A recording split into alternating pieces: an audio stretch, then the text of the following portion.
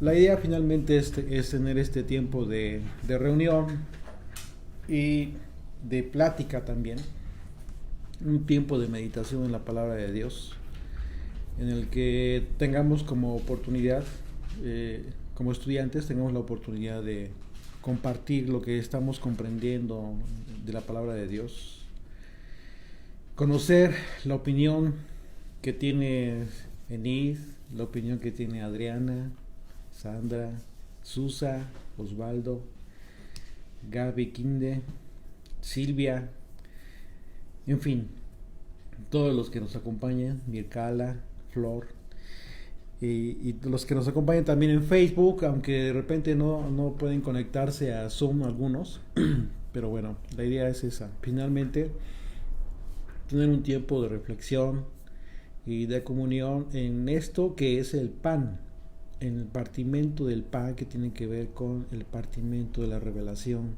en el conocimiento de la palabra de Dios. Recordemos que todo tiene que ver con un simbolismo muy importante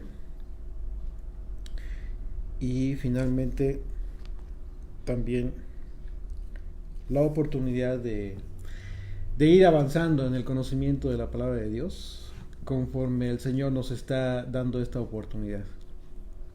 Y todo depende de la actitud y del entusiasmo y de la constancia que nosotros como estudiantes, como discípulos de Yeshua, tengamos para seguir el camino, para escudriñar sus palabras, la grandeza y la profundidad de la enseñanza de nuestro Maestro, el Maestro Yeshua.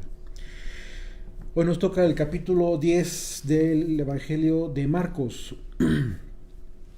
Y bueno, vamos a comenzar, vamos avanzando, desmenuzando los versículos. Y dice el versículo 1: levantándose de allí, vino a la región de Judea y al otro lado del Jordán, y volvió al pueblo a juntarse a él, y de nuevo les enseñaba como solía enseñar Yeshua, con sencillez, pero y lo grandioso y lo fantástico de Yeshua es que con la misma sencillez que enseñaba, espiritualmente hacía que los simples entendieran esa grandeza y la profundidad de sus palabras. Y se acercaron los fariseos y le preguntaron, para tentarle una vez más, si era lícito al marido repudiar a su mujer. Hoy vamos a ver un tema fundamental para las familias que están constituidas como familias, pero también un tema muy importante para todas aquellas personas que de alguna manera traen como consecuencia ya una familia disuelta, producto de un divorcio que se ha dado ya en el pasado. Y otro aspecto también para todos aquellos jóvenes que están pensando en el matrimonio, es bien importante este tema, el tema del divorcio, el tema del repudio, el tema del matrimonio. En los estudios de la mañana hemos estado viendo Génesis, desde la semana pasada, desde hace 8 días estuvimos analizando el tema del matrimonio desde el contexto del origen, cómo es que Dios creó a Adán, cómo es que Dios creó a Eva, bajo qué circunstancias fue creada Eva y cuál fue el propósito de esa ayuda idónea, etcétera, etcétera. Son tantas cosas tan importantes que si ustedes no han tenido la oportunidad no tuvieron la oportunidad de acompañarnos en el estudio pasado, por ahí están las grabaciones. En cuanto tengan oportunidad, escuchen el audio. Por ahí también ya publiqué la transcripción del estudio, los cuestionarios también, y bueno, también ahí hay un video. De la forma en como ustedes tengan la facilidad más cómoda de estudio. Como antecedente del tema de hoy, es de la tarde, se conecta, por supuesto. Y dice versículo 3, él respondió, permítame, déjenme salirme de, por el momento voy a salir del chat de Telegram para no escuchar la campanita. Dice versículo 3, él respondió, les dijo, ¿qué os mandó Moisés? Vuelvo a hacer la pregunta, dice versículo 2, y se acercaron los fariseos y le preguntaron para tentarle si era lícito al marido repudiar a su mujer. Él respondiendo les dijo, ¿qué os mandó Moisés? Y ellos dijeron, Moisés respondió dar carta de divorcio. Moisés permitió dar carta de divorcio y repudio. Vamos a entender de manera muy simple estas dos palabras. La palabra divorcio, por un lado, y por otro lado la palabra repudio. Repudio. Porque la palabra repudio no es el concepto que normalmente pudiera entenderse en el concepto griego. Es como de desprecio. ¿Sí? En realidad no es así. Vamos a ver, la palabra divorcio es la palabra que en el griego se escribe apostasion. Tiene que ver con la palabra hebrea, está relacionada con la palabra hebrea apostasía. ¿Okay? Está relacionada, ¿por qué? Porque tiene que ver con separar. ¿Qué es la apostasía? La apostasía, el concepto de la apostasía implica separarte de la enseñanza, de la doctrina de Yeshua, en este caso, de nosotros, y en este caso del divorcio, la separación, ¿sí? Entre el esposo y la esposa. Entonces desde ahí ya comienza a darte cuenta de la implicación, simple y sencillamente de la implicación del divorcio. Te estás cayendo en una apostasía respecto de un mandamiento dado en origen. Y después vemos repudio.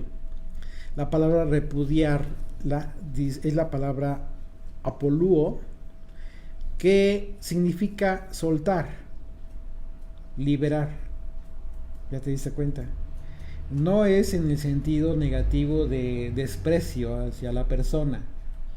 Es decir, te estás separando y para hacerlo de forma legal estás llevando a cabo una liberación a través de esta carta que en Occidente tiene la aplicación de la sentencia de divorcio que te entrega el juez civil. Es eso. Tú ya te divorciaste, tienes una sentencia, un documento oficial, legal, que hace las veces de esa carta. Entonces, cuando los fariseos están citando esta carta de divorcio, de carta de repudio de la que está hablando Moisés, o de la que prescribió Moisés en la Torá, está hablando de ese documento, un documento por el cual se acredita que la mujer es libre para volver a contraer nupcias. Exactamente lo mismo que en las leyes civiles de las naciones hoy en día. Es lo mismo, solamente que con eso nos damos una idea muy clara de cuál es el propósito fundamental de la Torá. La Torá fue para todo el mundo, pero a Israel fue entregada como depositario, como garante de ese gran tesoro, a fin de enseñar a todas las naciones esta ley, y con el propósito, obviamente, de enseñarla bajo el fundamento más importante, que es el temor a Dios. Todas las leyes tendrían que tener ese fundamento. Imagínate que el día de mañana, el día que se ha establecido el reino, lo que va a suceder es que va a ser establecida a nivel mundial la Torá, y todas las leyes que ya están establecidas en las naciones van a tener que ser modificadas, llevar a cabo decretos ante las autoridades legislativas para que lleven a cabo una modificación en sus leyes, y de tal suerte que todas las leyes que son perversas y que van en contra de los principios fundamentales de la Torá van a tener que ser modificadas. Qué importante, ¿no? Algo así podremos imaginarnos viviendo bajo el gobierno de la Torá. Entonces dice, ya entendiendo estos dos conceptos, divorcio por un lado y por otro lado repudio, de entrada, esto ya te está diciendo, la palabra divorcio, incluso en el griego, te está ya anunciando que vas en contra de algo, te está separando de algo que ya fue establecido. ¿Cuál fue? De acuerdo al principio, de acuerdo al Génesis. ¿Cuál fue el principio del mandamiento establecido? El mandamiento establecido fue, y serán una sola carne. ¿Sí? Y es de esto mismo de lo que va a hablar Yeshua en este momento, más adelante. Dice verso 5, y respondiendo Yeshua les dijo, por la dureza de vuestro corazón os escribió este mandamiento. Ellos, los fariseos, estaban justificando plenamente el tema del divorcio, porque porque está escrito en la Torá. ¿Sí? Pero de inmediato Yeshua dice, por causa de ustedes, por causa de la dureza del corazón de ustedes. Pero al principio, dice verso 6, pero al principio de la creación, varón y hembra los hizo Dios. Una pareja. Exactamente. Lo que sucedió fue que el hombre y la mujer no dieron el ancho conforme fueron creados, con el propósito, no dieron el ancho respecto al propósito original conforme al cual fueron creados. Es decir, que tenían que ver la manera, una vez ya habiendo hecho ese compromiso, habiéndose unido y constituido como una sola carne, no separarse jamás. Eso es una gran labor, de eso se trata el matrimonio. Porque lo más fácil que es, por cualquier cosa, incluso bajo la perspectiva de una persona o de otra, pues son tantos problemas que lo mejor es separarse. Sí, claro. Y ya va implícito el orgullo, la soberbia, el no querer morir a ti mismo, la falta de amor a tu prójimo. O sea, tantos principios que estás violando en una sola decisión. Y echas a perder tu vida, la vida del otro y la vida de los hijos, que incluso si ya tienes hijos. ¿Pero por causa de qué? De no querer ceder. Por causa de no haber entendido que antes de haber tomado la decisión de casarte, era para siempre, hasta la muerte, hasta que la muerte los separe. Y verso 7 dice, por esto dejará el hombre a su padre y a su madre, y se unirá a su mujer. ¿Qué está citando Yeshua? La Torá. Yeshua está citando Génesis, pero está citando el propósito de la creación del matrimonio. Específicamente está yéndose a la cita tal cual, literal, en que se crea el matrimonio a partir de que el hombre dijo, esto es huesos de mis huesos, carne de mi carne, basar ejad. Ese es el punto, ese es el asunto. Yeshua se está yendo al origen, y yéndose al origen deshace el argumento que los fariseos con el que pretendían justificar la carta de repudio. Es decir, la ley fue establecida para regular las relaciones entre los hombres de manera general. Pero hay principios que desde la creación simplemente fueron confirmados a través de la ley escrita. Mandamientos que solo fueron confirmados a través de la ley escrita, entregada en Sinaí. Pero el asunto es que cuando Dios se dio cuenta de la dureza del corazón del hombre, tuvo que haber establecido y entregado a Moisés otras leyes que tenían necesariamente que existir para poder regular otra circunstancia, pero ya derivada de la naturaleza perversa del hombre. Y una de ellas es esta. Tuvo que haber el Señor creado una institución legal que regulara regular esta situación de ya entre los hombres, hombre y mujer, ya no querer vivir juntos. Porque bajo su perspectiva, su corta, pobre y miserable perspectiva de vida, ya no pueden vivir juntos, ya no pueden resolver sus problemas. O sea, los problemas que tienen ya no tienen solución. No, lo que no tiene solución es su vida. Y te voy a decir por qué. Porque una vez que toman la decisión de divorciarse, es peor todavía. Y en todos los sentidos. En todos los sentidos. Si lo quieres ver desde el punto de vista económico, es peor. Porque a final de cuentas vives con un enojo constante. Mantienes el enojo constante con la persona que ya te divorciaste. Y peor aún porque tienes la responsabilidad de continuar manteniendo obligaciones económicas, si es que hay hijos, ¿sí?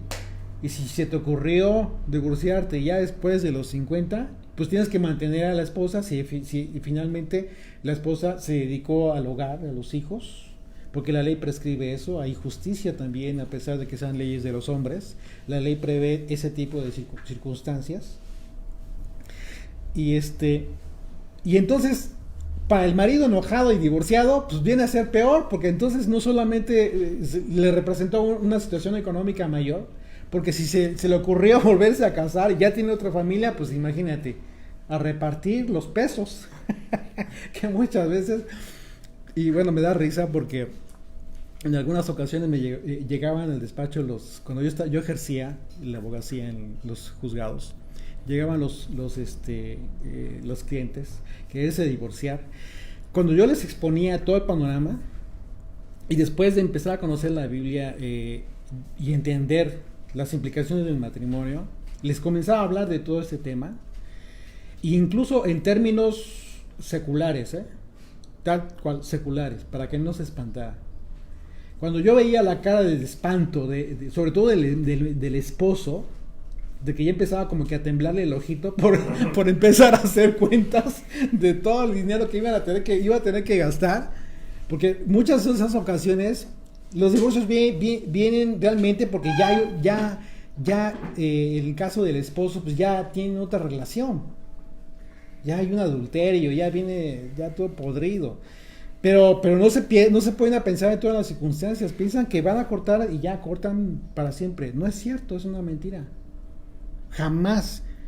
Dice la escritura, son una sola carne. Pero dice la ley civil, pues siguen siendo una sola cartera. Entonces se espantaban y ya cuando los veía así como que con una cara de arrepentimiento, que ya no sabían qué hacer, ya comenzaba a hablarles acerca del propósito divino por el cual fueron creados. Y entonces ya no sabían ni qué decir, ni uno ni otro. Y en varias ocasiones me tocó que aquellos que venían a divorciarse, yo simplemente los vi ya con cara de indecisión y les dije, nos vemos en tal fecha, piénsenlo bien. Regresaban. Y bueno, en una ocasión regresaron. La siguiente ocasión me habló por teléfono y me dice, no, fíjese que vamos a intentarlo, qué bueno, adelante. Ya no gané nada. Como abogado ya no gané nada. Pero fíjate, ese es el trabajo de un verdadero abogado. Eso es lo difícil, porque pues si de eso vives, híjole, pues es que tienes que decir la verdad. El trabajo verdadero de un abogado es eso, es la especialidad en la universidad se llama humanidades, ¿no?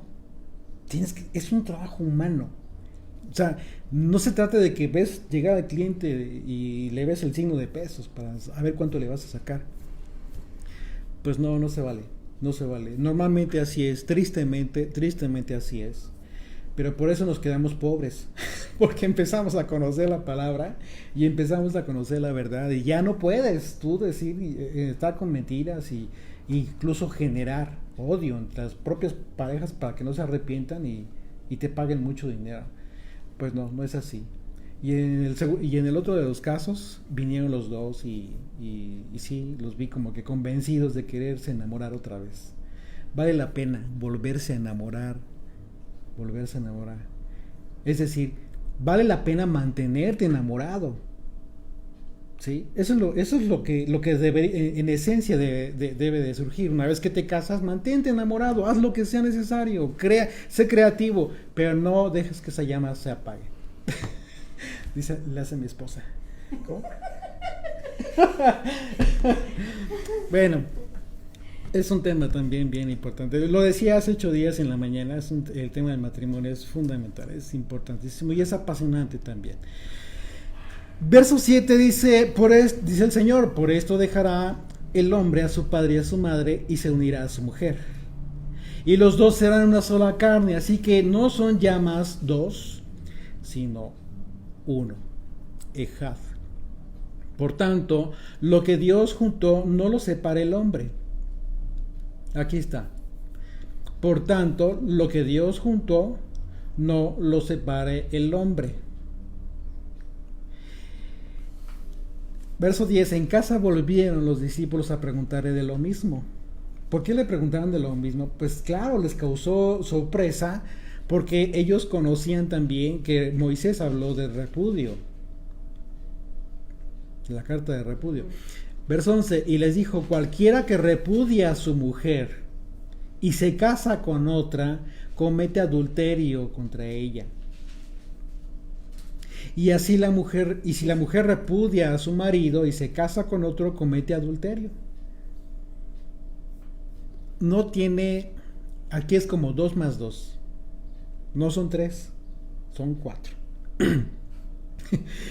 Ante el cuestionamiento de los fariseos acerca de si es lícito repudiar a la mujer por cualquier causa, Yeshua le responde que no debería ser así, sino que debería mantenerse unidos, ya que fue Dios quien creó la unión, no el hombre. Dio un mandamiento a través de la unión del hombre y la mujer.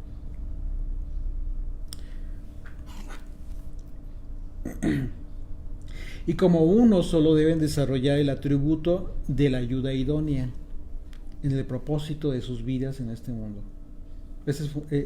Vimos el tema de la ayuda idónea también. Entonces, el cuestionamiento de los fariseos acerca de que si es lícito repudiar a la mujer por cualquier causa, Yeshua proporciona una respuesta en 2 sentidos: espiritual, al responder en base a las circunstancias en las que el hombre y la mujer fueron creados, tal cual, es decir, sin pecado, sin transgresión, sin apostasía. Es decir, que Yeshua se adelantó al segundo cuestionamiento de los fariseos al preguntar que por qué a Moisés se le había dado la ley para rechazar a la mujer. Era una pregunta capciosa, a propósito. Recuerden que se acercaron para tentarle, como vimos al principio. Una cosa es la prueba y otra cosa es la tentación. Y eso es justo lo que hace Satanás. Satanás te va a poner una tentación. Y te va a citar la ley de Moisés. Y es justo lo que estaban haciendo ellos. Te va a citar la Torah, te va a citar la Biblia. Dice... ok, entonces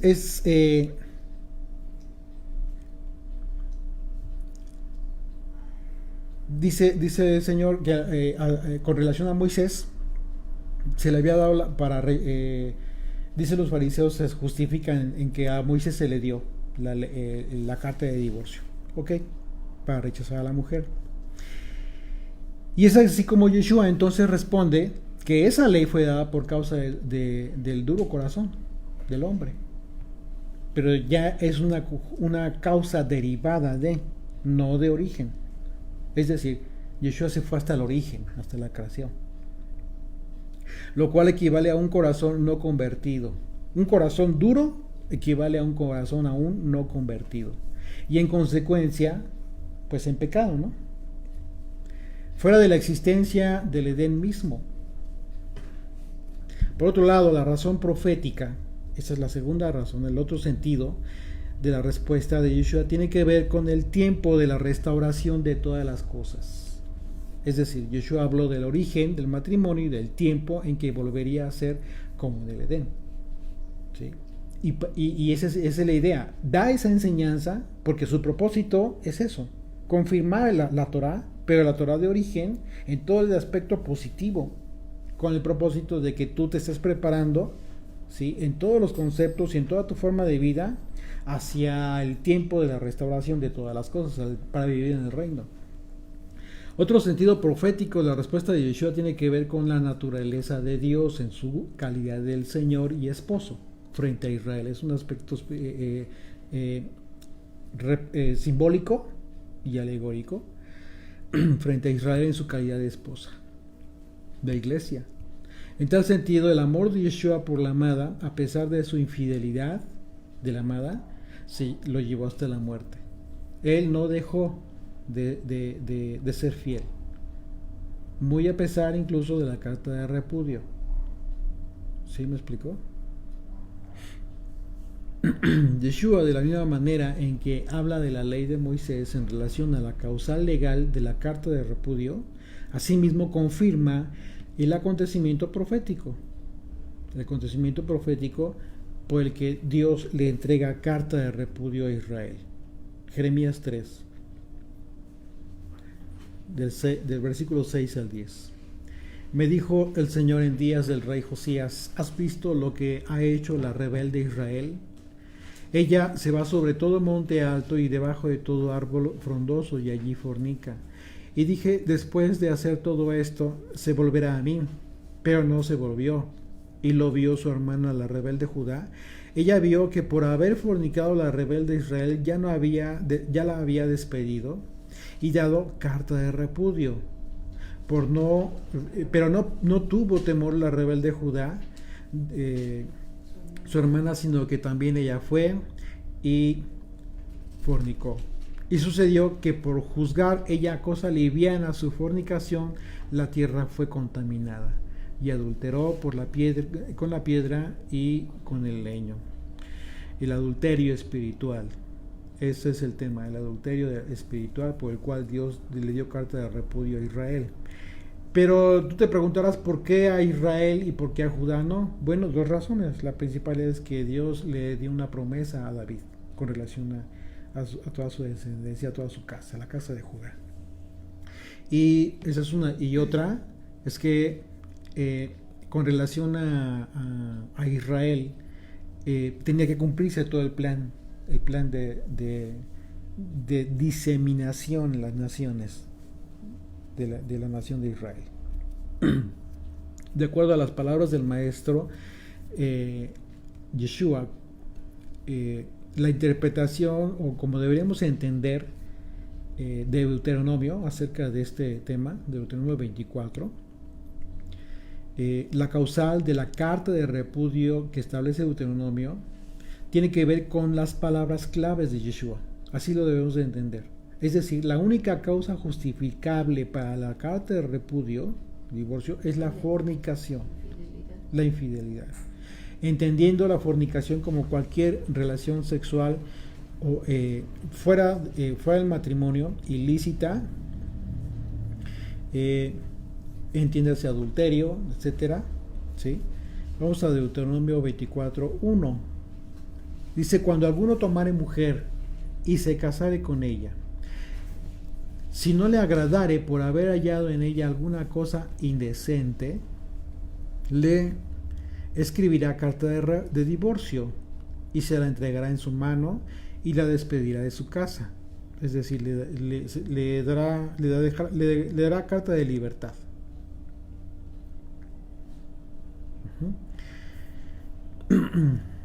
La palabra indecente aquí en el hebreo es la palabra hervá, que tiene que ver está relacionado con un aspecto de desnudez. Pudiera ser el tema del pecado sexual. ¿Ok?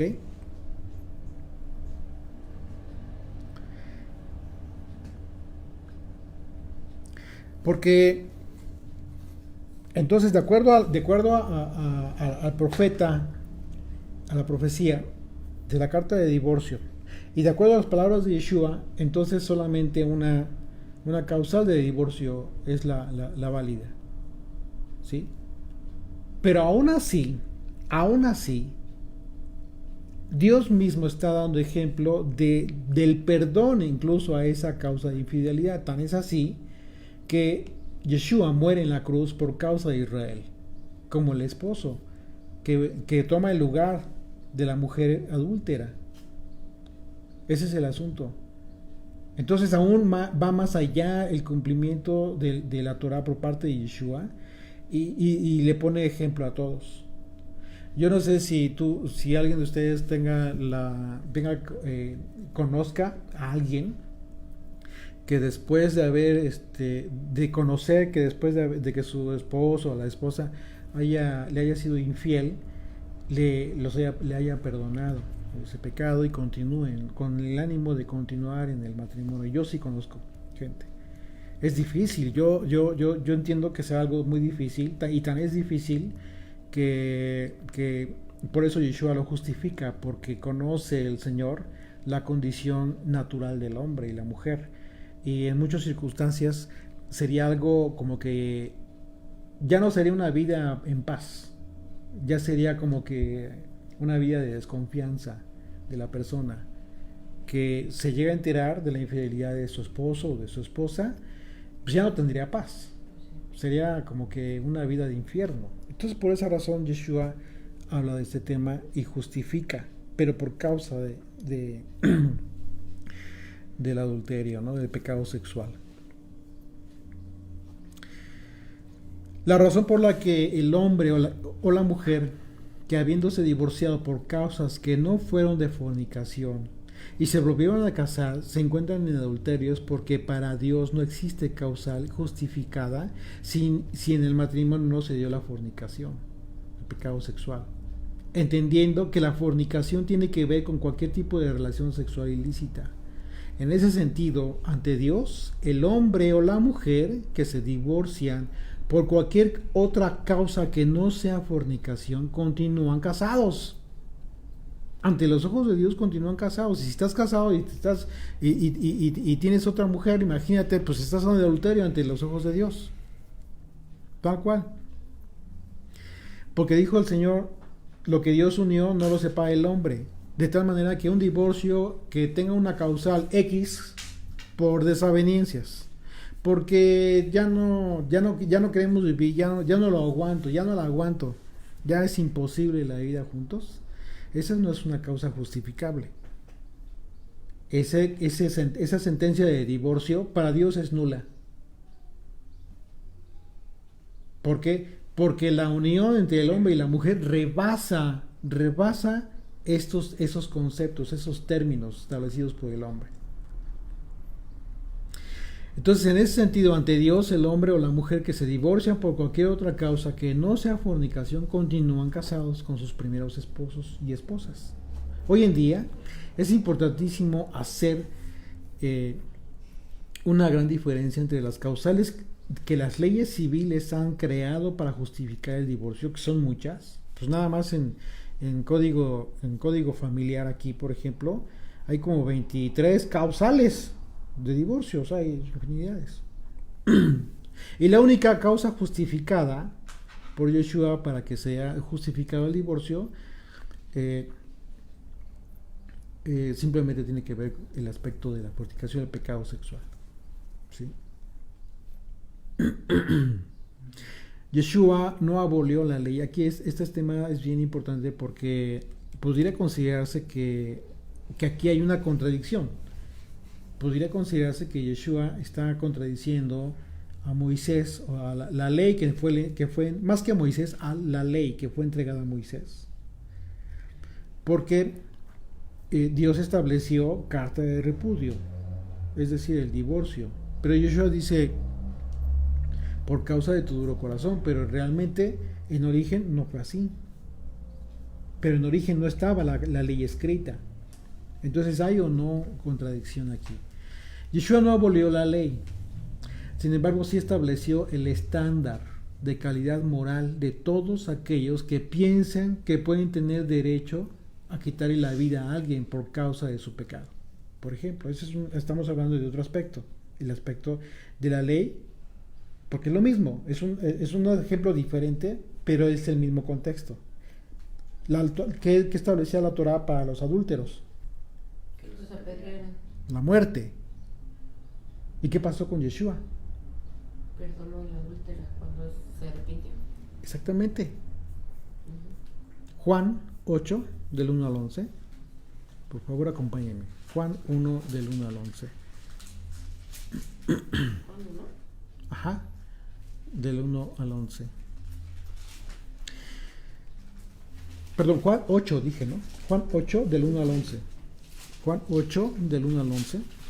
Y Yeshua se fue al monte de los olivos y por la mañana volvió al templo y todo el pueblo vino a él. Y sentado él les enseñaba. Entonces los escribas y los fariseos le trajeron a una mujer sorprendida en adulterio y poniéndola en medio, le dijeron: Maestro, esta mujer ha sido sorprendida en el acto mismo de adulterio. Ojo, fíjense que solamente presentaron a la mujer. La pregunta es: ¿y el hombre? Si lo sorprendieron en el acto, pues ahí estaban los dos. ¿Qué pasó con el hombre? Bueno, a lo mejor ya lo habían matado, pero quién sabe. Estamos suponiendo y no podemos pensar así. El caso es que solamente presentaron a la mujer y eso está mal. Dice, verso 5, dice, en la ley nos mandó Moisés apedrear a tales mujeres. ¿Tú pues qué dices? Mas esto decían tentándole, ¿ok? Una vez más, para poder acusarle. Pero Yeshua inclinado hacia el suelo, escribía en tierra con el dedo. Y como insistieran en preguntarle, se enderezó y les dijo: el que de vosotros esté sin pecado, sea el primero en arrojar la piedra contra ella. E inclinándose de nuevo hacia el suelo, siguió escribiendo en tierra. Pero ellos, al oír esto, acusados por su conciencia, salían uno a uno, comenzando desde de los más viejos hasta los postreros. Y quedó solo Yeshua y la mujer que estaba en medio. Enderezándose Yeshua y no viendo a nadie, sino a la mujer, le dijo: Mujer, ¿dónde están los que te acusaban? ¿Ninguno te condenó?, le pregunta. Ella dijo: Ninguno, Señor. Entonces Yeshua le dijo: Ni yo te condeno. Vete y no peques más. Aquí está la condición del perdón que da el Señor. Vete y no peques más. No, en ningún momento le dijo: vete, no hay ningún problema, tú no cometiste pecado. Pues no, claro que no. Dice: yo no te condeno, vete, pero no peques más. No transgredas más. No continúes transgrediendo más. Claro. Entonces,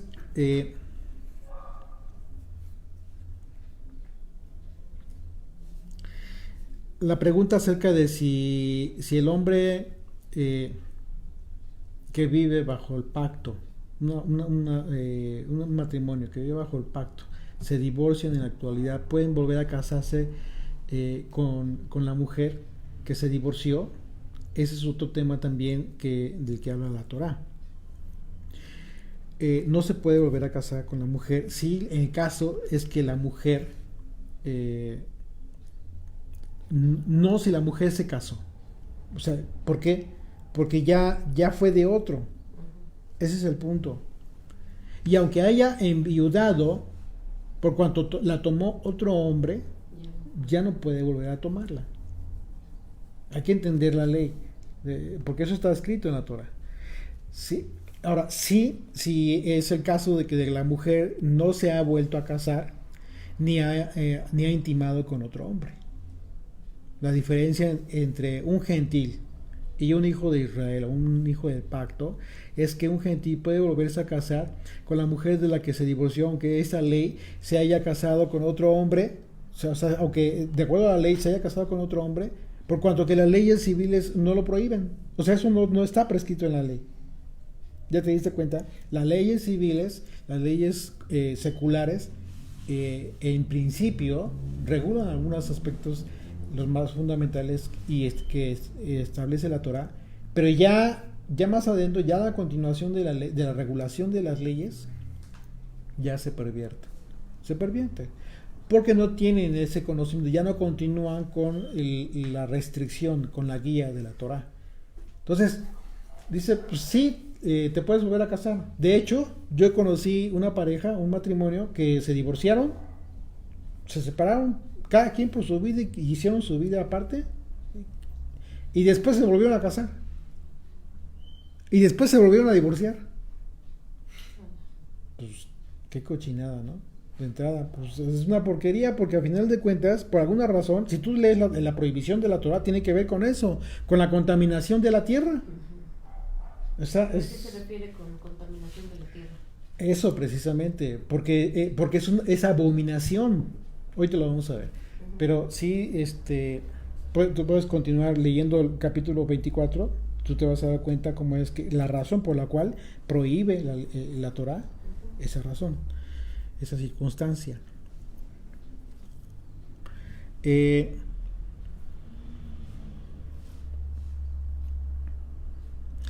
tema de la enseñanza del apóstol Pablo. El apóstol Pablo habla del tema del divorcio y habla del esposo incrédulo o la esposa incrédula, ¿sí? Acerca de que si decide separarse, pues que se separe, ¿no? Pero este tema es bien delicado, porque si no lo entiendes bien, estás pervirtiendo la enseñanza de Yeshua. Y si así lo transmites, pues es delicado, ¿sí? Se supone que el que está en pacto está instruido a mantener a mantener y salvar el matrimonio. Una persona que ya vive bajo el gobierno de la Torah está siendo instruido en la fortaleza de su matrimonio, en fortalecer, en alimentar, en constituir una fortaleza en su hogar. En eso está metido. De eso se trata el matrimonio. Una vez que conoces la Torah, te aplicas. Si eres esposo, si eres esposa. Y si eres hijo, también. La familia. Entonces, y por ello, la decisión de divorciarse no puede ni debe estar a cargo del creyente. La enseñanza del apóstol Pablo, en ese sentido, no puede estar a cargo del creyente la decisión de divorciarse. ¿Sí? Sin embargo, el que no está en pacto no tiene esa instrucción como prioridad. Y por lo tanto, al decidir separarse y divorciarse, es simplemente porque no se encuentra sujeto a la ley de Dios. Y en consecuencia, el creyente ya no está obligado a estar sujeto al incrédulo. ¿Ok? Solamente se aplica.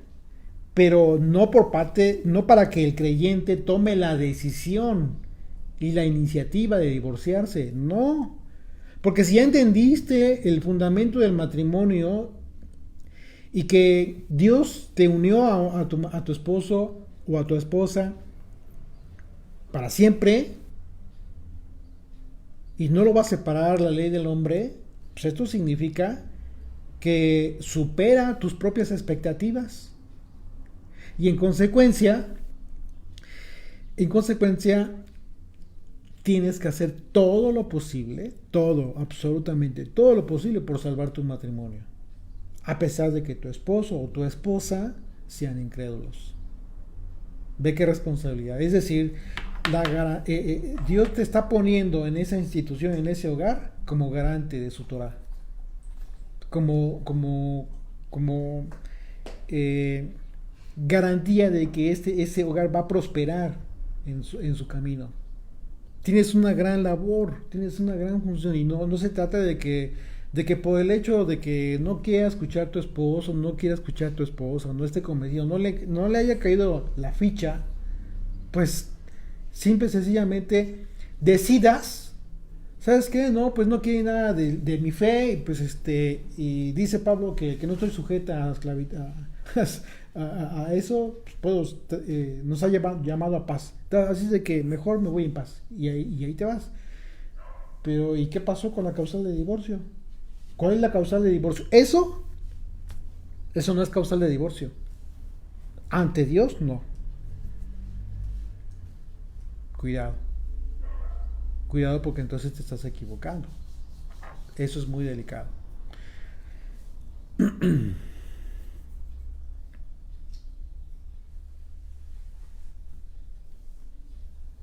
La enseñanza del apóstol Pablo acerca de que el que se quiera separar, que se separe en virtud de que no estamos sujetos a servidumbre, armoniza perfectamente con las palabras de Yeshua, en el sentido de que él solo justificó la carta de repudio por causa de fornicación. ¿Sí? Y el apóstol Pablo dio la enseñanza a quienes viven bajo la instrucción, bajo los mandamientos de la Torah. Por eso dice claramente que si el incrédulo se quiere separar, que sea él o ella quienes decidan separarse, pero no el creyente. Vamos a 1 Corintios 7.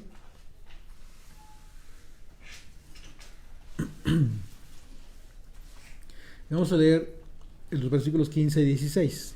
Pero si el incrédulo se separa, un poquito más atrás para tomar el contexto. Dice: y si la mujer tiene marido que no sea creyente y él consiente en vivir con ella, no lo abandone. ¿Ya te diste cuenta? Porque el marido incrédulo es santificado por la mujer y la mujer incrédula en el marido. Pues de otra manera vuestros hijos serían inmundos, mientras que ahora son santos. Pero si el incrédulo se separa, ojo, dice, pero si el incrédulo toma la decisión de separarse, pues sepárese. Pero por cuanto que el incrédulo, el esposo o la esposa incrédula están tomando la decisión de separarse, pues no está el hermano o hermana, es decir, el que está en pacto, sujeto a servidumbre en semejante caso, sino que a paz nos llamó Dios. Pues ya no tienes de otra, no estás transgrediendo tú. Dice verso 16, porque ¿qué sabes tú, oh mujer, si quizás harás salvo a tu marido? ¿O qué sabes tú, oh marido, si quizás harás salva a tu mujer? ¿Sí? Entonces, no hay justificación y todo lo contrario, estamos obligados, si decimos estar en pacto, si decimos seguir el camino de Dios y tener un compromiso con el Eterno, estamos obligados a eso. Y no importa que hayas entendido, hayas conocido a Dios o el compromiso, hayas hecho pacto con el Eterno, después de haberte casado con una persona que ya en el curso de tu matrimonio pues decide no saber nada de Dios. Eso no viene al caso. No viene al caso para divorciarte. Por el contrario, tienes trabajo. Tienes una gran responsabilidad. Y si Dios permitió que sucediera así, que si Dios te llamó en esa circunstancia, pues en esa circunstancia tienes que mantenerte. Y no solo mantenerte, sino trabajar para que por causa tuya, que tienes la santidad, sea santificado tu esposo. Y como consecuencia, pues tus hijos, tu hogar. Entonces es una gran responsabilidad. Y esto lo digo principalmente porque hay muchas mujeres, mayormente son más las mujeres que viven bajo esta circunstancia. Que viven con esposos que son incrédulos. Incrédulos en el sentido de que no les interesa conocer la palabra de Dios. Bajo su perspectiva dicen, pues sí creo en Dios, pero no me interesa estar en ninguna religión, porque ellos, la gente en ocasiones a veces quiere encajonar el estudio de la escritura con una religión. Entonces dicen, no me interesa la religión, no me interesa estudiar la Biblia. Entonces ese es el asunto, ¿no? Ahora, la apostasía, ¿sí? El tema de la apostasía es alejarse de los mandamientos de Dios, tal como lo hizo lo que hizo Israel. La casa del norte que se alejó de la ley del Señor y apostató. En esas circunstancias la apostasía implica que después de haber conocido la ley, haber vivido bajo el gobierno de la Torá, la persona se aleje de la ley para vivir para vivir como un gentil, como una persona sin Dios. Lo que es igual a la fornicación espiritual. de la que habla Dios con respecto a Israel tras sus amantes. De manera que la apostasía en el esposo o en la esposa sí debería ser considerada equiparable, por analogía, a la causal de repudio. Pero estamos hablando ya de algo diferente, no es lo mismo del incrédulo, el esposo incrédulo, no es lo mismo. Estamos hablando de un matrimonio que ambos están en pacto, viven bajo el gobierno de la Torá, pero en este caso uno de los dos se aleja y rechaza entonces todo lo que tiene que ver con Dios y se aleja y se aparta, apostata de la fe. En este caso estamos hablando de un adulterio espiritual. ¿Ok? Aplica entonces, de manera analógica, aplica el principio enseñado por Yeshua, salvo por causa de fornicación. Es lo mismo. Es lo mismo. ¿Por qué? Porque preferiste a los dioses del mundo. ¿Sí?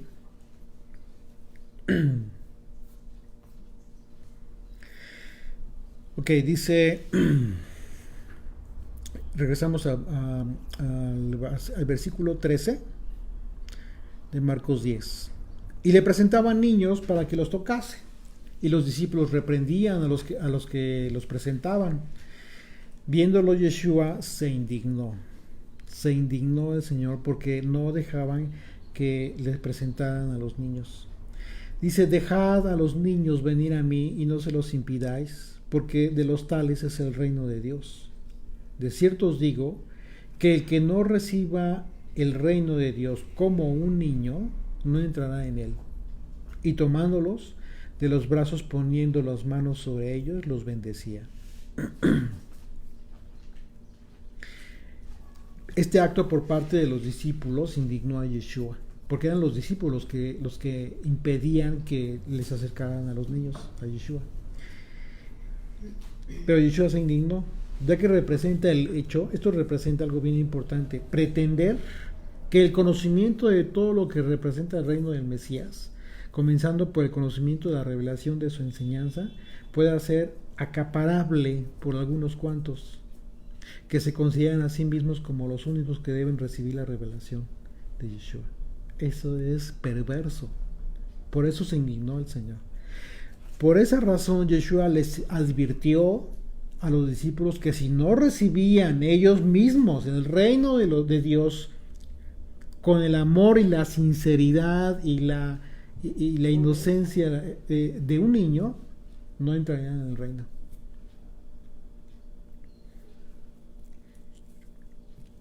Imagínate qué duro para los discípulos, ¿no? Y si lo entiendes, y si tú lo puedes ver de esa manera, como ya en forma simbólica acerca de lo que representa esto, pues imagínate. En el capítulo anterior vimos el tema de los niños, cómo es que el Señor habló acerca de los niños y todo aquel que impida, no solo impida, sino incluso engañe o haga tropezar a uno de estos pequeños. O sea, cómo el Señor habla con tanta preocupación y con tanto amor, pero está hablando claramente, y lo entendimos, ¿de quién está hablando? De los inmaduros espiritualmente hablando, de aquellos que aún que están empezando a querer conocer al Señor. Que hay una gran diferencia entre los niños y los dinosaurios, ¿verdad? Sí. ¿Los dinosaurios quiénes son? Los que están eternamente y para siempre en ese estado de niñez, eternamente y para siempre, exacto. Aquellos los religiosos, el aspecto de la religión, que no quieren avanzar, no quieren conocer, tienen los conceptos ya muy, muy amarrados y muy acomodados en su vida y no quieren avanzar en su fe. Eso no son los niños. No, esos son los dinosaurios. Okay. Bien. Verso 17. Al salir él, para seguir su camino, vino uno corriendo e hincando la rodilla delante de él, le preguntó: Maestro bueno, ¿qué haré para heredar la vida eterna? Yeshua le dijo: ¿por qué me llamas bueno? Ninguno hay bueno, sino solo uno, Dios. Los mandamientos sabes: no adulteres, no mates, no hurtes, no digas falso testimonio, no defraudes, no honra a tu padre y a tu madre. Él entonces respondió y dijo: Maestro, todo esto lo he guardado desde mi juventud. Fíjate, ¿qué le está diciendo? Yo estoy en pacto, yo guardo Torah, he sido obediente. Entonces Yeshua, mirándole, le amó. Es decir, sintió compasión por él. Porque él estaba, porque al verlo, lo vio con mucha sinceridad. Pero fíjate qué importante es entender esto. Tú puedes ser muy sincero,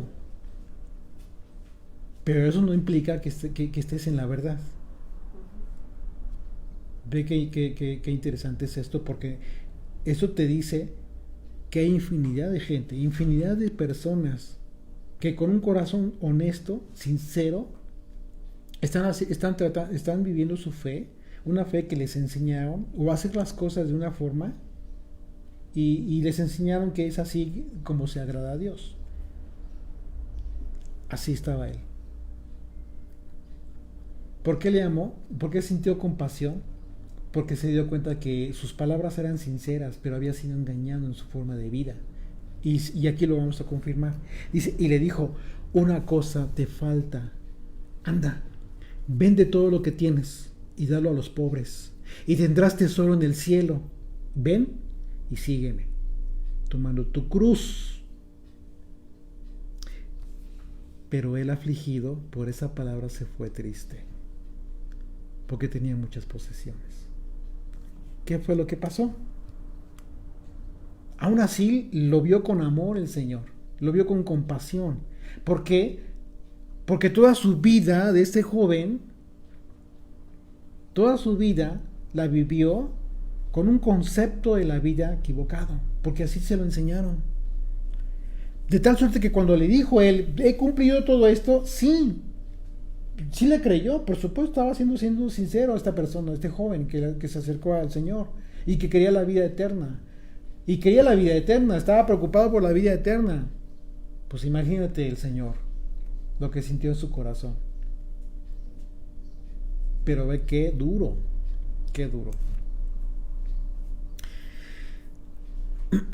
Y vamos a ver el contexto. ¿De qué estamos hablando al principio?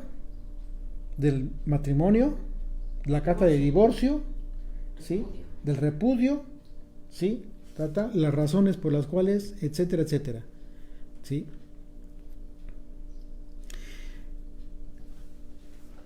Él, ¿de qué tema habló? ¿Cuál fue la pregunta de este joven que se le acercó? Acerca de la salvación eterna, ¿no? ¿Qué era lo que quería? Vida eterna. Estaba preocupado por la vida eterna, es decir, la salvación, ¿sí? El tema es si la salvación es por gracia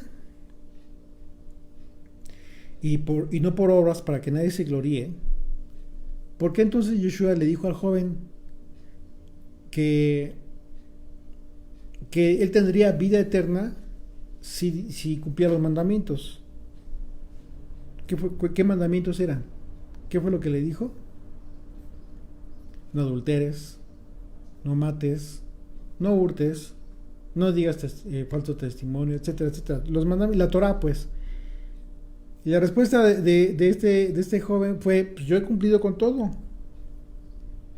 entonces voy a tener vida eterna. Y entonces lo deja knockout la respuesta del Señor, porque es algo más todavía. ¿Cuál era la diferencia entre no matar, no hurtar, no cometer adulterio, etcétera, no matar? ¿Cuál era la diferencia entonces?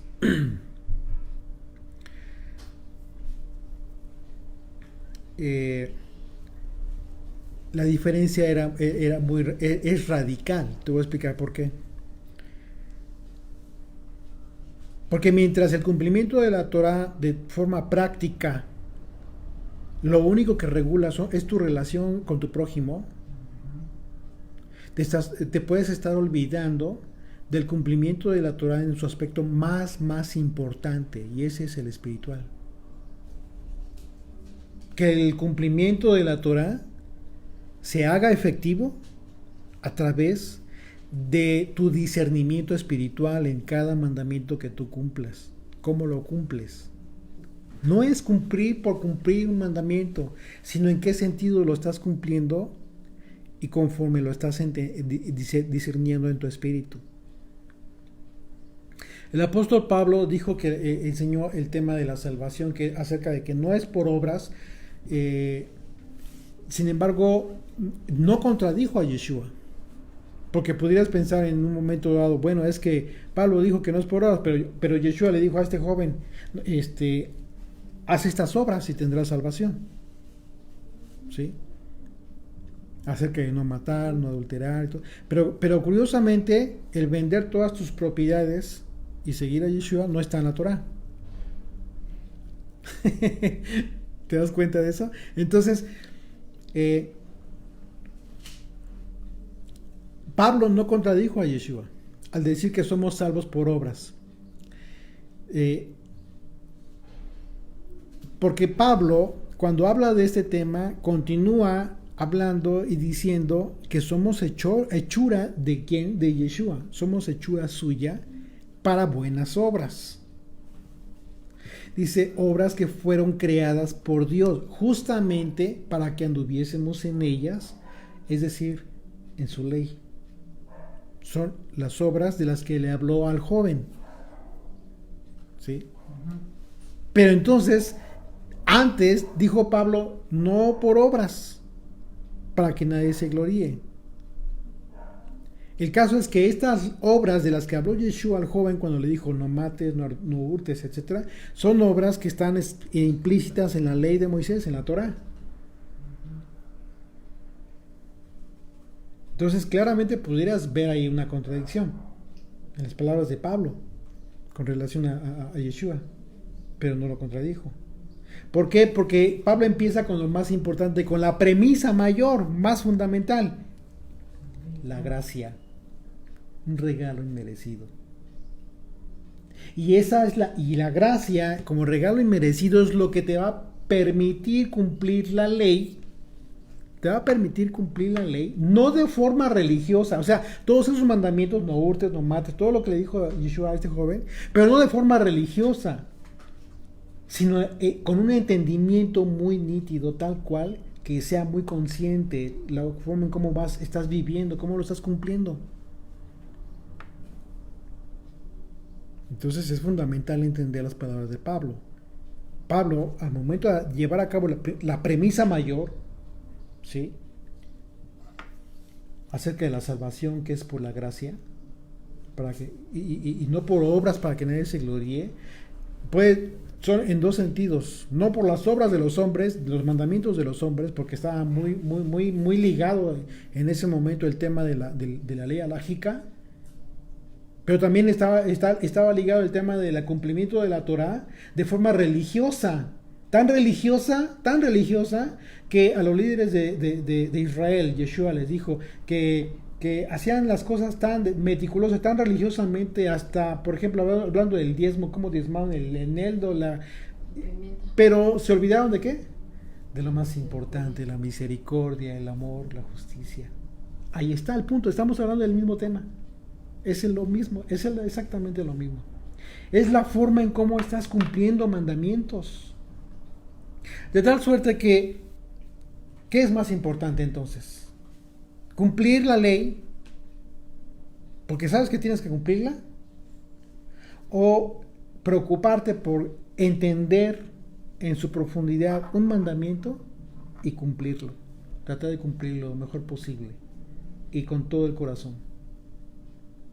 Entonces, lo más importante viene a ser esto segundo, porque te hace consciente de cómo estás viviendo y de qué manera estás cumpliendo con la ley.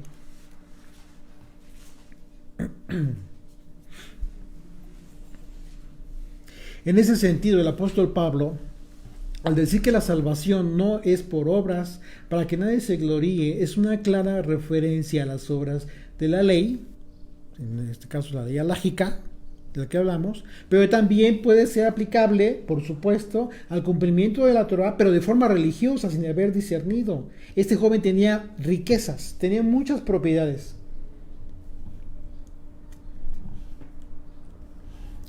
Tenía muchas propiedades, pero ¿qué fue lo que pasó? ¿Por qué se fue? Triste. Porque su corazón estaba ahí.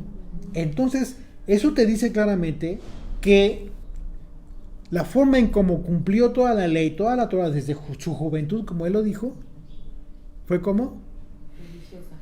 a través de la religión, de forma religiosa, porque tenía que cumplirla, pero no consciente. Yo te aseguro que no hubiera estado tan rico, no hubiera acumulado tantas riquezas si hubiera entendido el tema de la misericordia, el amor, la justicia, la fe. ¿Por qué? Porque hubiera repartido mucho. Claro. Y entonces no le hubiera pesado. ¿Por qué? Porque desde cuando ya su corazón no hubiera estado enamorado de las riquezas, no estuviera depositado ahí en el Dios del dinero. Entonces, el tema aquí, fíjate qué impresionante, porque entonces si te pones a reflexionar este tema, ¿quién es el Dios del dinero? Satanás. ¿Cómo le llaman? No, mamón, no. Tiene un nombre, Mamón. El Dios del dinero, está específico. Y dice la escritura que este joven, a pesar de haber cumplido la Torah desde su juventud, tenía su corazón depositado, en su corazón estaba en las riquezas. Lo dice tal cual. No lo estoy inventando yo. ¿De qué habló Yeshua al principio de este capítulo? Está hablando del matrimonio y del divorcio, y las causales del divorcio. ¿Cuál es la causal del divorcio? El adulterio. El adulterio espiritual. Claro. ¿Qué pasó con ese joven? Con todo y que había cumplido la Torah, a pesar de que estaba cumpliendo la Torah, estaba en adulterio espiritual porque su corazón estaba con otro Dios. Qué tremendo. Entonces, mucho cuidado. ¿Qué sucede? ¿Por qué sucede eso? Pues, la razón es muy simple.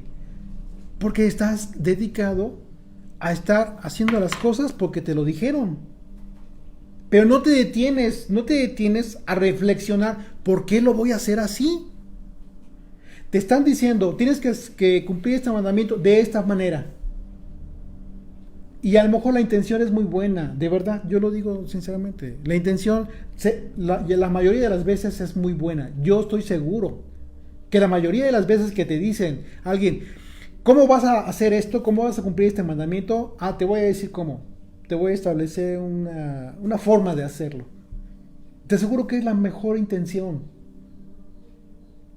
Pero la culpa no es de aquel que te está dando, te está queriendo ayudar de otra forma. Oye, está queriendo hacer algo bueno. La culpa es tuya. ¿Por qué? Porque no dejaste la religión. Porque no dejaste al Dios de la religión y continuaste tu vida pretendiendo que estabas agradando a Dios cumpliendo la ley, pero sin haberla discernido en el espíritu. Y como estabas en la inconsciencia total, pues inconscientemente, de forma total, estás en adulterio espiritual. No eres consciente. Es más, si alguien te lo dice, no lo crees, hasta te vas a ofender. Pero piénsalo tú. Hasta que se te quite el aspecto de la religión espiritual, del aspecto religioso, el aspecto que cauteriza tanto la mente como el espíritu y el alma del hombre. Eso es el reto a vencer. El reto a vencer no es una persona, no es una forma de enseñanza, no eres tú mismo. Cualquier persona que haga el esfuerzo de compartir la palabra de Dios, como sea, se merece el respeto de todo el mundo, de todo el mundo. Nadie tendría por qué ser menospreciado por eso. Porque todo aquel que menosprecia a aquel que se levante y quiera hablar con el ánimo de compartir la palabra de Dios, es perverso, y eso es Satanás. Así es de que mucho cuidado con andar juzgando a alguien que quiera hacer esa labor, pero mucho cuidado contigo mismo, de que quieres aprender, pero no dejas la religión. No te va a dejar. Mientras no sanes esa herida que te tiene cautivo tanto en el corazón como en tu mente y en el espíritu, a seguir lo que otros dicen de forma sin pensar, sin meditar. Es importante que escuches a las personas que te quieren ayudar, que te quieren proveer de algún conocimiento para que tú aprendas a cumplir algún mandamiento. Es importante que lo escuches. Por supuesto, tú escúchalos. Hay mucha gente que quiere hacer esa buena obra, escucha. Pero tienes una gran responsabilidad. La gran responsabilidad que tú tienes es discernir. Y no agarrar y simplemente llevar y pum, va, y hace lo que te dijeron. Y al rato, una pregunta simple que te haga reflexionar, no la vas a responder. No la vas a saber responder, porque eso es lo que hace. Es lo mismo que personas que conocen el idioma hebreo. Por ejemplo, hay personas que conocen el idioma hebreo, que hacen las oraciones en hebreo, pero no saben lo que dice. Se los aprendieron muy bien y lo pronuncian muy bien. ¿Pero qué crees? No entienden. Es sorprendente, ¿no? Y eso es real. Es lo mismo. Es lo mismo. Estás como de ojos cerrados. Pero ya no tendrías por qué estar de ojos cerrados, porque Yeshua vino a eso, a abrirnos en el entendimiento, bajo el discernimiento. ¿Qué es lo que hace un niño? Un niño busca. Y es muy curioso. La naturaleza de un pequeño es eso, es muy curioso. Pero porque quiere entender las cosas. Así tenemos que ser, como niños, escudriñar.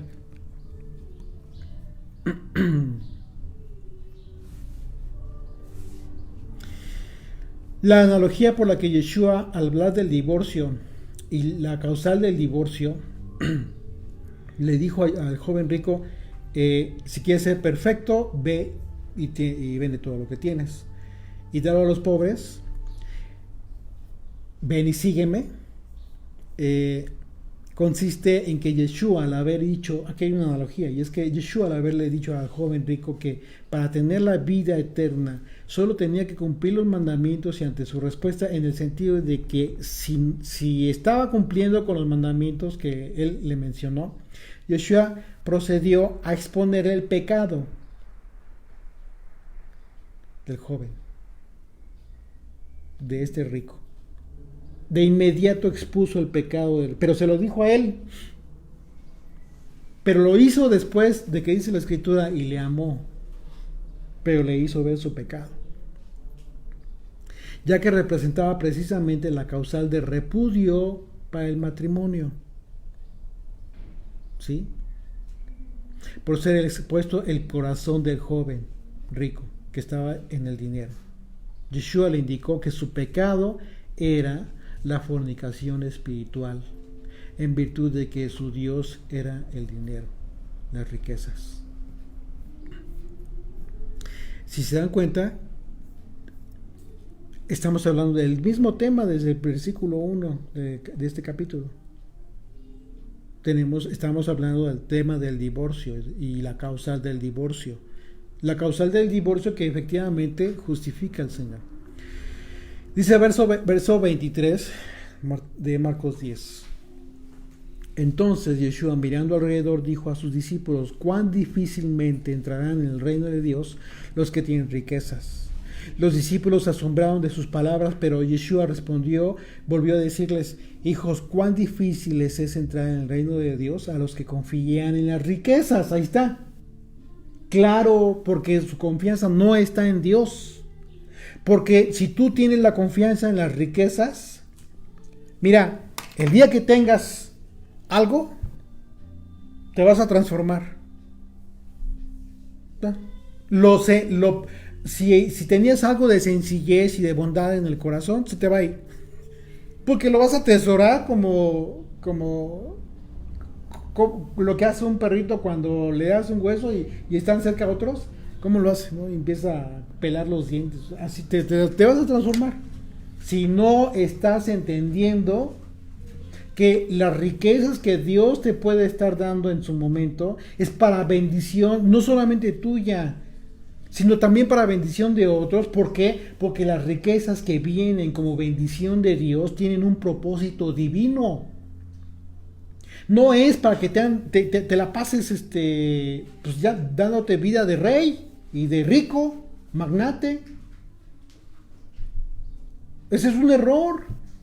Pero sigues pensando que pues, Dios te está bendiciendo mucho y por eso estás gastando el dinero que el Señor te está proveyendo en todo menos en este contexto.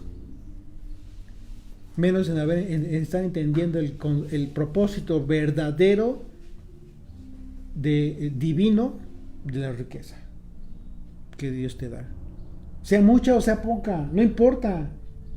No, o sea, no importa, no estamos hablando de si son millones o son cientos. No es el tema. O sea, no es ese el tema. El tema es porque bajo la perspectiva de uno, pues tener mucho dinero pudiera ser pues tener unos 5 millones en el banco. Pero para la perspectiva de otro, pues tener mucho dinero es tener 50 millones en el banco.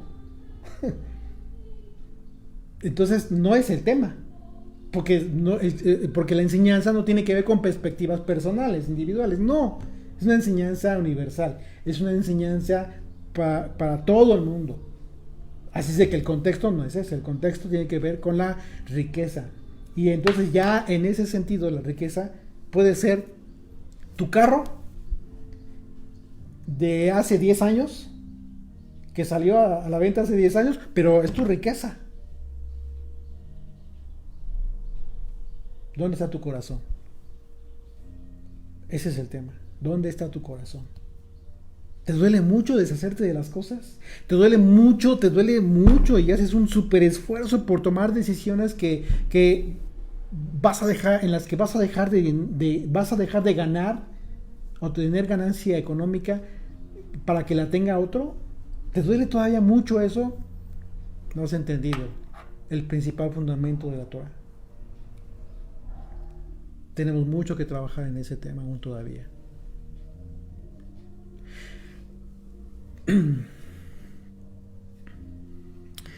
Verso 24. Los discípulos se asombraron de sus palabras, pero Yeshua volvió a decirles: hijos, cuán difícil es entrar en el reino de Dios a los que confían en las riquezas. Más fácil es pasar un camello por el ojo de una aguja que entrar un rico en el reino de Dios. Ellos se asombraron aún más, diciendo entre sí: ¿quién pues podrá ser salvo? Entonces Yeshua, mirándolos, dijo: para los hombres es imposible. Claro, ¿por qué es imposible? Porque un hombre por sí mismo, por su propia voluntad, no puede ser convertido. Para que sea convertido, tiene que obrar en él el Espíritu de Dios, el nuevo nacimiento. ¿Dónde me quedé?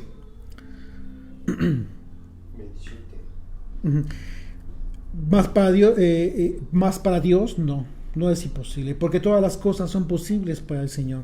Entonces Pedro comenzó a decirle: aquí nosotros lo hemos dejado todo y te hemos seguido. Respondió Yeshua y dijo: de cierto os digo que no hay ninguno que haya dejado casa, hermanos, hermanas, o padre, o madre, o mujer, o hijos, o tierras por causa de mí y del Evangelio, que no reciba 100 veces más ahora en este tiempo, casas, hermanos, hermanas, madres, hijos y tierra, con persecuciones, y en el siglo venidero la vida eterna. Pero muchos primeros serán postreros y los postreros primeros. ¿Sí? Si tú te consideras un discípulo de Yeshua, la expresión "y cualquiera que haya dejado casas, hermanos o hermanas, o padre, hermano, mujer, hijos o tierra por mi nombre, por el Evangelio, recibirá 100 veces más y heredará la vida eterna", representa una promesa cerca de que cualquiera que ponga el nombre del Señor por encima de casas, hermanos o padre. todas las cosas que mencionó, para heredar entonces la vida eterna. En dichas circunstancias, en las propias palabras de Yeshua encontramos la única justificante para dejarles, y es que sea por su nombre, es decir, por recibir su enseñanza y atributos para vivir bajo su gobierno e instrucción.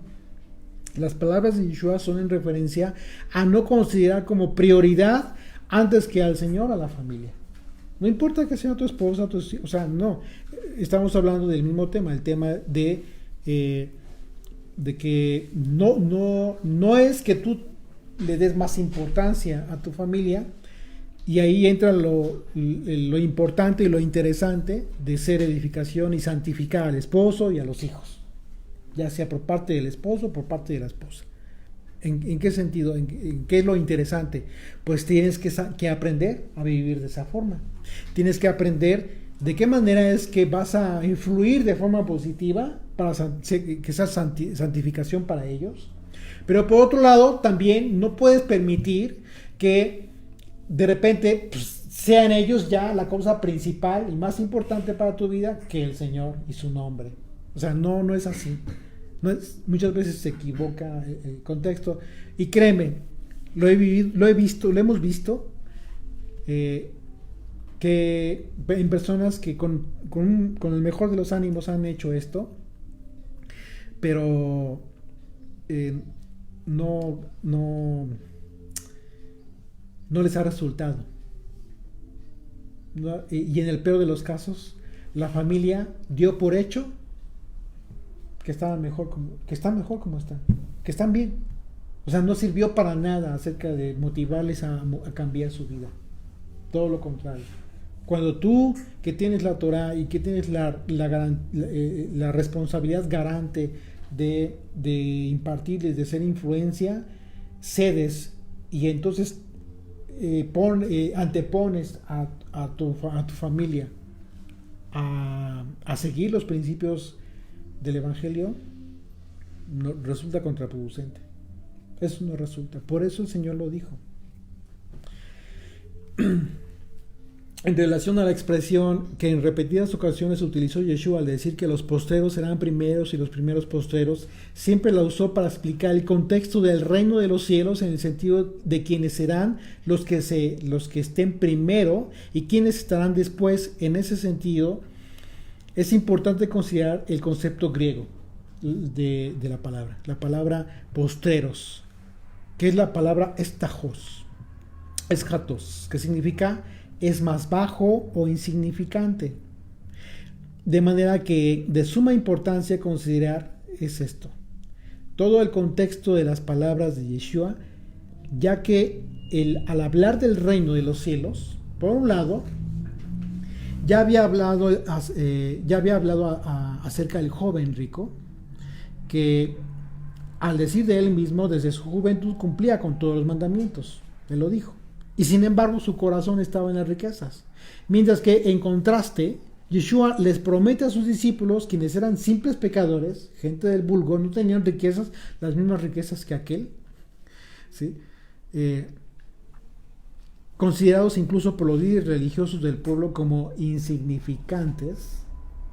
Vistos de esta manera, podemos entender que las palabras del maestro, cuando dijo lo siguiente. Vamos a acompañarme a Lucas 13, a partir del verso 22. Dice: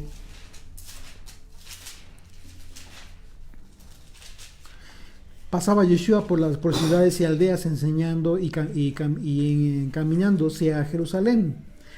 Y alguien le dijo: Señor, ¿son pocos los que se salvan? Y él les dijo: esforzaos a entrar en la puerta angosta, porque os digo que muchos procurarán entrar y no podrán. Después que el padre de familia se haya levantado y cerrado la puerta, y estando fuera empecéis a llamar a la puerta diciendo: Señor, Señor, ábrenos. Él respondiendo os dirá: no sé de dónde sois. Entonces comenzaréis a decir: delante de ti hemos comido y bebido, y en nuestras plazas enseñaste. Pero os dirá: os digo que no sé de dónde sois, apartaos de mí todos vosotros hacedores de maldad. Allí será el lloro y el crujir de dientes cuando veáis a Abraham, Isaac y Jacob y a todos los profetas en el reino de Dios y vosotros estéis excluidos, porque vendrán del oriente y del occidente, del norte y del sur, y se sentarán en la mesa en el reino de Dios. Y he aquí hay postreros que serán primeros y primeros que serán postreros. Está hablando del mismo tema. Por esa razón, queda registrado a propósito que después de lo que expuso, el pecado que expuso de este joven rico, Yeshua, acerca de que tenía su corazón en las riquezas, viene Pedro y le pregunta, ¿y nosotros qué tenemos? No tenemos nada. De por sí no teníamos riquezas, nada más que nuestra familia, pero dejamos por el evangelio y por seguirte. ¿Qué vamos a tener? ¿Nada? Dice el Señor, no, tendrán la vida eterna. Entonces, y le promete, porque los postreros serán primeros. Ahí está el tema. Es en ese sentido. Ok. En ese sentido, y hablando del llamado como ministerio, ya en otro contexto, este no espera recompensa. ¿Sí? El que toma el llamado a un ministerio a compartir la palabra de Dios, a la enseñanza, etcétera, no debe esperar ningún tipo de recompensa, sino que por causa de haber sido llamado a servir a la viña del Señor, que es su pueblo, en realidad ese es un privilegio que no muchos tienen. Cuando el llamado es fidedigno, es un privilegio, es un honor. De manera que aquel que entiende lo que verdaderamente implica el llamado a Dios, el llamado de Dios al ministerio, lo ejerce sin ninguna expectativa, no esperas nada, y con mucha gratitud por el honor de servir a la viña. Entonces, es un error que tú, que estás ejerciendo un ministerio, tengas expectativas. Ninguna. No depende de ti nada. Bueno, ni un solo converso depende de ti. Ni uno solo. No vas a vivir en paz. Y vas a andar con una impaciencia y con la falta de paz y del shalom que solamente da el Señor. Y vas a querer hacer una y otra cosa con todo el buen propósito. Sí, pero sin paz. Porque no estás entendiendo que tú no debes tener ningún tipo de expectativas. Porque en el peor de los casos te vas a desilusionar. Te vas a entristecer. Va a decaer tu ánimo. Y la pasión por lo que haces. Eso no puede ser. Eso no puede ser. Y es una tristeza y un gran desfalco que alguien que tenga un gran llamado y un propósito divino en esta vida, venga desánimo y se acabe su pasión por causa de que no entendió jamás, o que se le olvidó quizás, que no debía tener expectativas. Y comenzó a tener expectativas, pues claro, perdón, pero no, ninguna deberías de tener. No depende nada de ti. Bueno.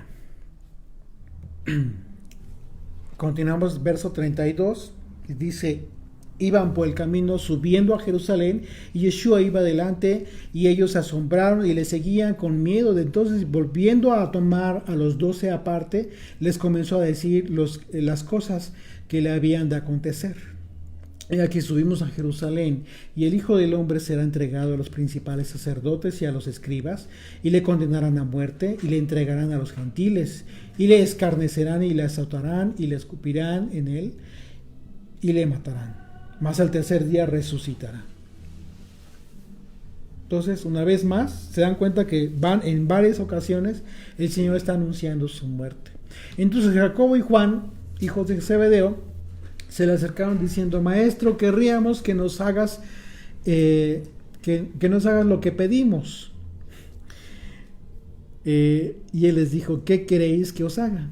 Ellos le dijeron: concédenos que en tu gloria nos sentemos el uno a tu derecha y el otro a tu izquierda. Entonces Yeshua les dijo, no sabéis lo que pedís.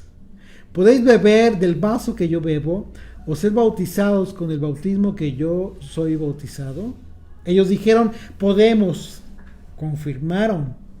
Yeshua les dijo, a la verdad, del vaso que yo bebo beberéis. Ok, eso sí. Y con el bautismo con que yo soy bautizado, seréis bautizados. ¿Sí?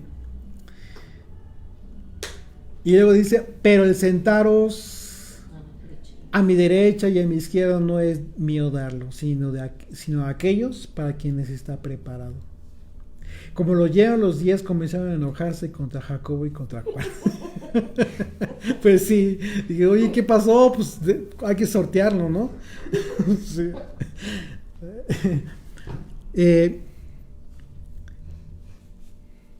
Aquí la pregunta sería, ¿qué significa esto que dijo, la pregunta que les hizo el Señor? ¿Podéis beber del vaso que yo bebo o ser bautizados con el bautismo que yo soy bautizado? Yeshua dijo que efectivamente sus primos, porque eran sus primos Juan y Santiago, beberían del vaso que habría de beber en relación a la aflicción de su muerte. Es ese tema. El tema es la aflicción de su muerte. Sin embargo, por otro lado, Yeshua les dijo que no sabían lo que pedían, porque Yeshua, al hablar del vaso que él había de beber, se refirió a la profecía que solamente Yeshua podría cumplir. Es en otro sentido, en un sentido profético y simbólico, ya que de esto se hace referencia en los propios evangelios. Juan 19, 28 y 30.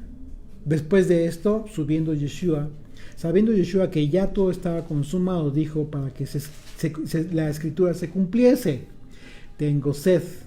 Y estaba allí una vasija llena de vinagre. Entonces ellos empaparon en vinagre una esponja y poniéndola en un hisopo se la acercaron a la boca.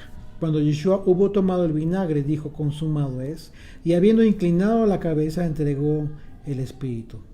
Entonces, en parte puede ser este tema por el cual el Señor dijo, no saben lo que decís, no saben lo que dices.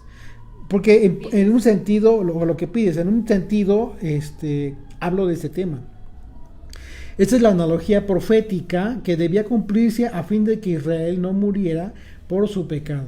Lo que hablamos al principio en relación a la esposa adúltera, ¿sí? Que tomó él el lugar, el pecado espiritual de adulterio, ya que de acuerdo a la ley de los celos, la mujer adúltera tenía que morir. Número 5, a partir del versículo 11. También el Señor habló a Moisés diciendo, habla a los hijos de Israel y diles, si la mujer de alguno se descarriare y le fuere infiel, y alguno cohabitare con ella, y su marido no hubiese visto por haberse ella mancillado ocultamente, ni hubiere testigo contra ella, ni ella hubiere sido sorprendida en el acto, si viniere sobre él espíritu de celos, y tuviera celos de su mujer, habiéndose ella mancillado, o viniere sobre él espíritu de celos, y tuviere celos de su mujer, no habiéndose ella mancillado, entonces el marido traerá a su mujer al sacerdote, y con ella traerá su ofrenda, la 10ª parte de un efa de harina de cebada, no echará sobre ella aceite, ni pondrá sobre ella incienso, porque es ofrenda de celos, ofrenda recordativa que trae a la memoria el pecado, y el sacerdote hará que ella se acerque y se ponga delante del Señor. Luego tomará el sacerdote del agua santa en un vaso de barro, tomará también el sacerdote del polvo que hubiera en el suelo del tabernáculo y lo echará en el agua. Y hará el sacerdote estar en pie a la mujer delante del Señor, y descubrirá la cabeza de la mujer y pondrá sobre sus manos la ofrenda recordativa, que es la ofrenda de celos. Y el sacerdote tendrá en la mano las aguas amargas que acarrean maldición, y el sacerdote la conjurará y le dirá: Si ninguno ha dormido contigo y si no te has apartado de tu marido a inmundicia, libre seas de estas aguas amargas que traen maldición. Mas si te has descarriado de tu marido y te has emancillado y ha cohabitado contigo alguno fuera de tu marido, el sacerdote conjurará a la mujer con juramento de maldición y dirá a la mujer: el Señor te haga maldición y excretación en medio de tu pueblo, haciendo el Señor que tu muslo caiga y que tu vientre se hinche, y estas aguas que dan maldición entren en tus entrañas y hagan hinchar tu vientre y caer tu muslo. Y la mujer dirá: amén, amén. O sea, una doble confirmación. El sacerdote escribirá esas maldiciones en un libro y las borrará con las aguas amargas. Y dará a beber a las mujeres las aguas amargas que traen maldición, y las aguas que obran maldición entrarán en ella para amargar. Después el sacerdote tomará de la mano de la mujer la ofrenda de los celos y la mecerá delante del Señor y la ofrecerá delante del altar. Y tomará el sacerdote un puñado de la ofrenda en memoria de ella y lo quemará sobre el altar, y después dará a beber las aguas a la mujer.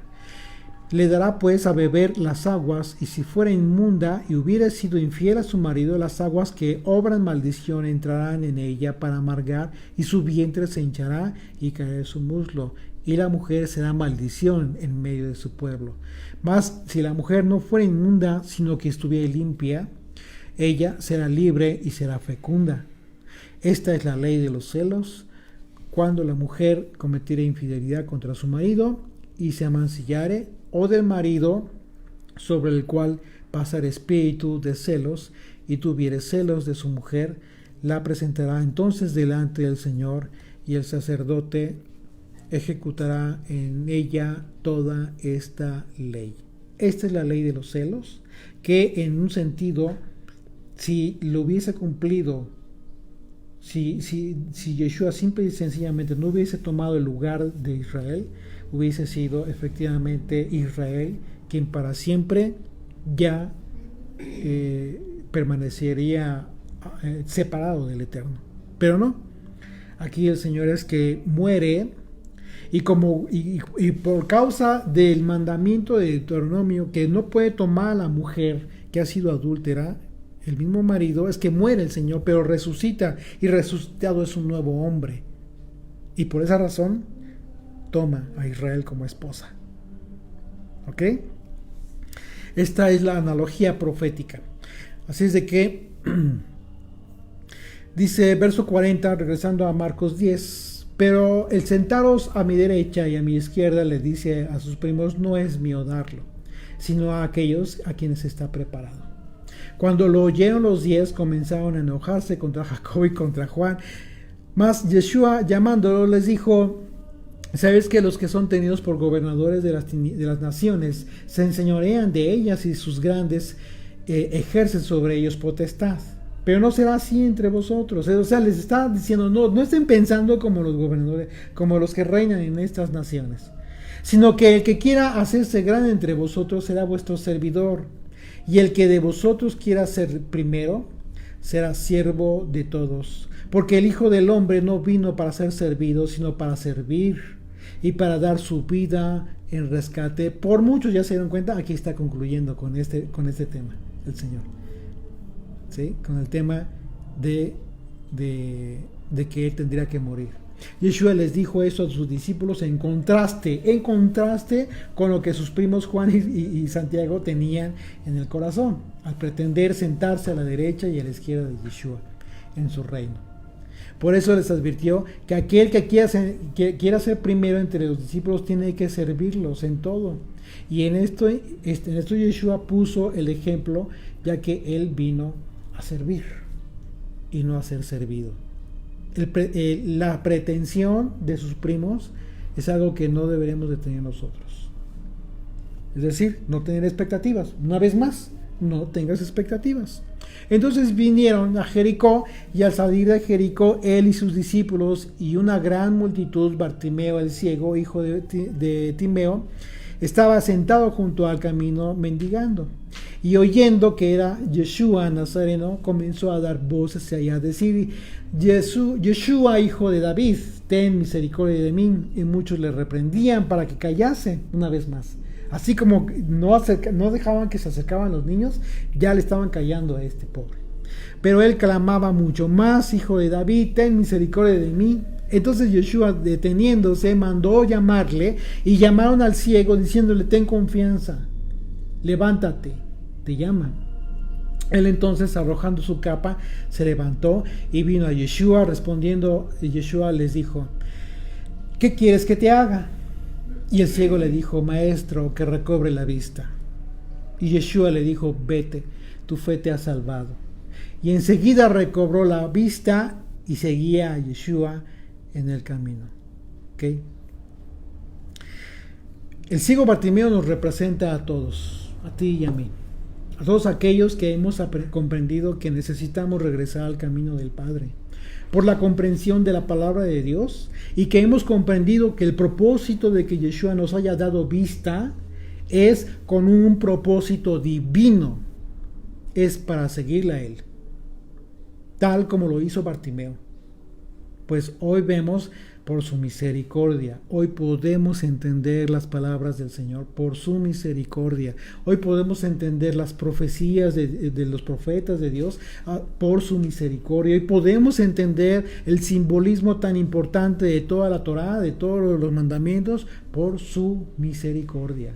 El hecho de que Yeshua le haya dado a la vista a este ciego representa para nosotros una gran lección, a fin de que entendamos que la revelación del camino que está puesto frente a nosotros solo es entregada. Esta revelación solo es entregada por el Hijo de David, aquel por el que clamó este ciego, el Rey y Señor de nuestras vidas.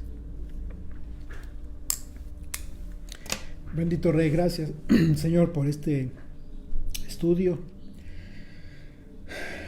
por la gran oportunidad, Señor, de hablar, por la pasión, Señor, que tú le das a todos aquellos siervos fieles a tu nombre, que no decae por causas personales de nadie, sino que se mantiene por obra sobrenatural tuya. Gracias por todos aquellos siervos, Señor, que nos han servido, y todos aquellos siervos que siguen sirviendo con la misma pasión. Gracias, Padre Santo, porque la oportunidad que le das a uno es la misma oportunidad que le das a todos aquellos que con un sincero ánimo quieren compartir la gran bendición y la gran dicha que tú nos has entregado a través de tu salvación, a través de ser conscientes de que somos salvos solamente por tu gracia, y que nos has entregado un tesoro invaluable a través de tu ley como camino a seguir. Es que ya no somos ciegos y ahora vemos, y ese camino que seguimos es justamente eso: tu enseñanza, tu Torah, la interpretación perfecta que tú nos veniste a dar de toda la ley, de todas las palabras del Padre bendito en los cielos. Gracias, Señor, por esta misericordia, por tu bondad, por tu amor. En el nombre de Yeshua. Amén. Amén.